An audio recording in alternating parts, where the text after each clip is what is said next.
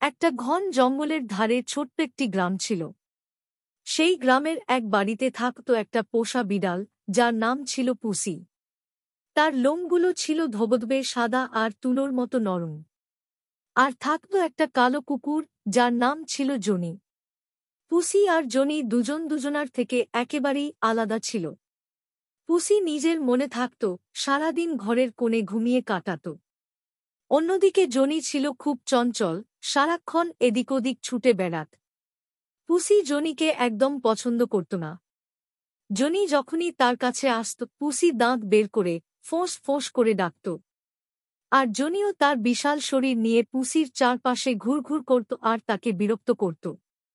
বাড়ির মালিক তাদের এমন ঝগড়া দেখে প্রায়ই বলত, তোমরা কবে বন্ধু হবে? একদিন বিকেলে পুসি বাড়ির পাশে একটা গাছের ওপরে বসেছিল। হঠাৎ একটা দুষ্টু কাঠবিড়ালি এসে তাকে রাগাতে লাগল।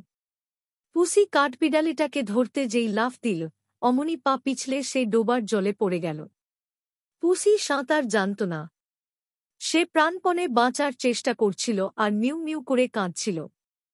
জনি দূর থেকে সেটা দেখতে পেয়েছিল। সে আর এক মুহূর্ত দেরি করল না। দ্রুত ছুটে গিয়ে ডোবার জলে ঝাঁপিয়ে পড়ল।